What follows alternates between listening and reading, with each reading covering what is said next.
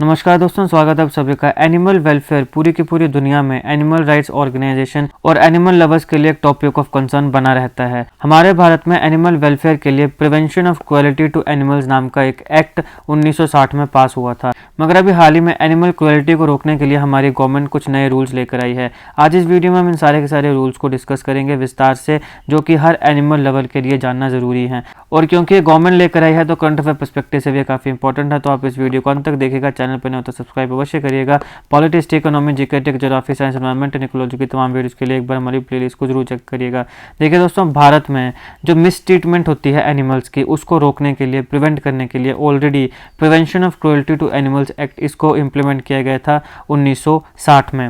इस एक्ट की सेक्शन 11 बताती है कि वो कौन कौन से एक्ट हैं जो अगर किसी एनिमल के ऊपर किए जाते हैं तो उसको क्रुएल्टी माना जाएगा। तो यहाँ पे जो amount to treating animals with cruelty, इसके ऊपर जो एक्ट्स हैं उसको डिफाइन करती है इस एक्ट की सेक्शन 11। हालांकि इस सेक्शन में एक सब सेक्शन आती है 3, जो कुछ चीज़ों को एग्जेम्प्ट करती है, यानी यहाँ पे कुछ एक्सेप्शंस आती हैं एनिमल हस्बेंड्री प्रोसीजर्स के लिए। तो अगर एनिमल हस्बेंड्री के लिए कुछ प्रोसीजर्स किए जाते हैं तो वहाँ पे वो ये जो क्रुएल्टी की डेफिनेशन है इससे एग्जेम्प्ट किए जाते हैं, यहाँ पे कुछ ना कुछ एक्सेप्शंस हैं। लेकिन ये बात ध्यान रखने वाली बात है कि एनिमल हस्बेंड्री प्रोसीजर्स के लिए अगर कोई ऐसा एक्ट किया जाता है जो कि क्रुएल्टी से एग्जेम्प्ट है, एक्सेप्शन है, उसको क्रुएल्टी नहीं माना जाएगा। तो ऐसा कोई भी जो एक्ट है वो एक रजिस्टर्ड वेटनरी प्रैक्टिशनर के द्वारा ही परफॉर्म किया जाएगा। ऐसा नहीं है कि कॉमन मैन उस एक्ट को परफॉर्म करने लग पड़े और फिर बोले कि यहाँ पे तो सबसेक्शन 3 में इसको एग्जेम्प्ट किया गया है, इसको एक्सेप्शनल जो है वो किया गया है। तो ऐसा नहीं है। ये जो एक्ट होगा जिसको एक्सेप्ट किया गया है सेक्शन 11 की जो डेफिनेशन है, तो वो कौन करेगा? वो सिर्फ और सिर्फ रजिस्टर्ड वेटनरी प्रैक्टिशनर ही कर सकता है। अब हाल ही में हमारी सेंट्रल गवर्नमेंट ने मार्च 2023 में कुछ नए रूल्स को अनाउंस किया जो कि जो एनिमल्स के ऊपर क्रुएल्टी है उसको प्रिवेंट करेगा। ये जो रूल्स हैं ये मुख्यतः कुछ स्पेसिफिक प्रोसीजर्स के लिए हैं। एनिमल्स के ऊपर कुछ स्पेसिफिक प्रोसीजर्स किए जाते हैं, वहाँ पे क्रुएल्टी ना हो एनिमल्स के लिए, इसके लिए ये नए रूल्स लेकर आई है हमारी सेंट्रल गवर्नमेंट। अब सवाल आता है कि कौन से स्पेसिफिक प्रोसीजर्स। देखिए, सबसे पहले डी हॉर्निंग ऑफ कैटल। आप सब जानते हैं जैसे गायों में कई केस में डी हॉर्निंग कराई जाती है, यानी उनके जो सींग है उसको काट दिया जाता है। तो डी हॉर्निंग ऑफ कैटल एक प्रोसीजर है। फिर कास्ट्रेशन। कास्ट्रेशन का मतलब होता है कि किसी व्यक्ति को नपुंसक बना देना, यानी कि अब वो एक बार जब कास्ट्रेशन हो जाएगी उसके बाद वो बच्चा पैदा नहीं कर सकता है, तो कास्ट्रेशन। फिर आती है ब्रांडिंग। आपने देखा होगा कई बार गाय भैंसों के ऊपर ब्रांडिंग्स होती हैं। इसके साथ साथ nose roping of any animal. Animals की जो नोज रोपिंग होती है, उन सारे के सारे जो भी ये प्रोसीजर्स हैं, इन प्रोसीजर्स में अगर किसी जानवर के साथ क्रुएल्टी होती है तो वो ना हो, उसे प्रिवेंट किया जाए। इसलिए हमारी सेंट्रल गवर्नमेंट ने जो नए रूल्स है वो लेकर आई है। तो जो सेंट्रल गवर्नमेंट के नए रूल्स हैं ये स्पेसिफाई होगी कुछ प्रोसीजर्स के लिए, जैसे dehorning of cattle, castration, branding, nose roping of any animal, जो हमने पहले देखा। नए रूल्स ये कहते हैं कि जितने भी इन प्रोसीजर्स के लिए मेथड्स को यूज़ किया जाएगा वो पेन रिड्यूसिंग मेथड होने चाहिए, यानी ऐसे मेथड होने चाहिए जहाँ पे जो आप काम कर रहे हो वो काम भी हो जाए लेकिन जानवर को कोई ज़्यादा दर्द ना हो, पेन ना हो। अगर आप कैटल की डी हॉर्निंग कर रहे हो तो उसे पेन नहीं होनी चाहिए। कास्ट्रेशन कर रहे हो यानी कि उसके बाद एक ऑपरेशन होता है जिसके बाद से वो बच्चा पैदा नहीं कर पाएगा, तो कास्ट्रेशन अगर करनी है तो उसमें भी पेन नहीं होनी चाहिए। ब्रांडिंग में पेन नहीं होनी चाहिए। जो नोज रोपिंग एनिमल की उसमें भी पेन नहीं होनी चाहिए। तो इन सारे के सारे प्रोसीजर्स के लिए जो भी मेथड का यूज़ किया जाएगा वो पेन रिड्यूसिंग मेथड होने चाहिए। ये जो हमारे नए रूल हैं ये इसको बोलते हैं। इसके साथ साथ नए रूल जो हैं ये बताते हैं, सजेस्ट करते हैं कि टैगिंग, ब्रांडिंग और जो रेडियो टेलीमेट्री डिवाइसेस है वो हमेशा डेड टिश्यूज़ के ऊपर ही प्लेस होने चाहिए।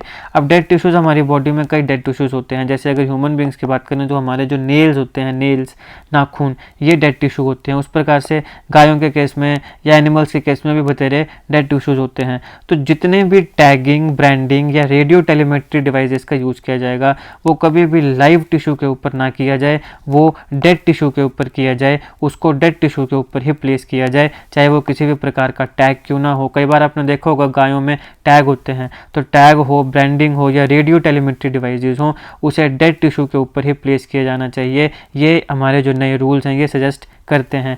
नए रूल इसके साथ ये भी बताते हैं कि अगर मान लो कोई बड़ा ही बीमार जानवर है और उसकी जो पेनफुल डेथ है वो पता है, निश्चित है कि इसकी बड़ी पेनफुल, इसकी बड़ी दर्दनाक मृत्यु होने वाली है, तो उस केस में यूथेनेशिया किया जा सकता है। हर केस में नहीं, सिर्फ उसी केस में जहाँ पे एक बीमार जानवर है और पता है भाई ये बीमारी है, अब इसका अंत आ गया है और इसकी जो डेथ है वो बड़ी पेनफुल होने वाली है, बहुत ही दर्दनाक होने वाली है, तो इस केस में यूथेनेशिया किया जा सकता है। यूथेनेशिया का मतलब क्या होता है?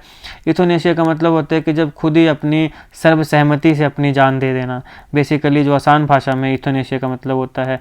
तो अब यहाँ पे ऐसा नहीं है भाई जो जानवर है वो खुद तो ऐसा कोई जहर खाएगा नहीं, और ऐसा भी नहीं है कि उसका जो ऑनर है वो घर बैठे बैठे ऐसा कोई इंजेक्शन लगा दे, ऐसा कुछ पिला दे खिला दे उसको कि भैया हमने तो यूथेनेशिया किया है। ऑब्वियसली इसके ऊपर पूरा का पूरा प्रोसीजर होगा और जो वेटरनरी डॉक्टर्स हैं, प्रैक्टिशनर्स हैं, उनकी देखरेख में ही यूथेनेशिया दिया जाएगा। तो अगर कोई बेचारा बड़ा ही बीमार जानवर है और अगर उसकी पेनफुल डेथ होने वाली है, ये निश्चित है, तो उसे अवॉइड किया जा सकता है यूथेनेशिया देके, जो भी जितने भी रूल्स एंड रेगुलेशन है उसके तहत।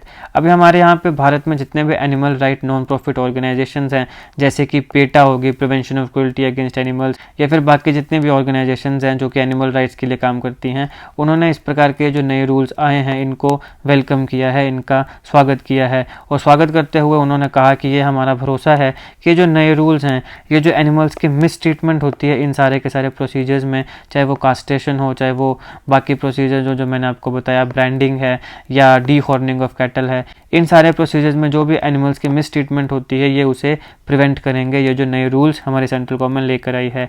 लेकिन यहाँ पे कुछ ना कुछ कंसर्न है। कंसर्न ये है कि इसकी इफेक्टिव इम्प्लीमेंटेशन होनी चाहिए। अब कई बार ऐसा होता है कि रूल्स तो बना दिए जाते हैं लेकिन ग्राउंड जीरो में उसको इफेक्टिवली इम्प्लीमेंट नहीं किया जाता है। तो कंसर्न यहाँ पे यही है कि जितने भी रूल्स हैं ये बहुत अच्छे रूल्स हैं, इससे जो मिस ट्रीटमेंट है एनिमल्स की उसको प्रिवेंट किया जाएगा, किया जा सकता है, लेकिन इनकी जो इफेक्टिव इम्प्लीमेंटेशन है वो एक कॉज ऑफ कंसर्न है। तो ग्राउंड जीरो में इनकी इफेक्टिव इम्प्लीमेंटेशन होनी चाहिए। तो ये कुछ मुख्य रूल्स हैं जिनको सेंट्रल गवर्नमेंट ने अभी हाल ही में अनाउंस किया है, जो मिस ट्रीटमेंट है एनिमल्स की उसको बचाने के लिए, मुख्यतः कुछ इंपॉर्टेंट प्रोसीजर्स में, जैसे कि डी हॉर्निंग ऑफ कैटल हो, कास्ट्रेशन और ब्रांडिंग हो, या एक्सेट्रा एक्सेट्रा। अब यहाँ पे क्योंकि कैटल की बात आ रही है तो मैं आपको बता देता हूँ कि एनडीआरआई ने अभी हाल ही में हमारी इंडिजिनस जो गीर गाय है उसका एक क्लोन बनाया है जिसका नाम रखा है गंगा।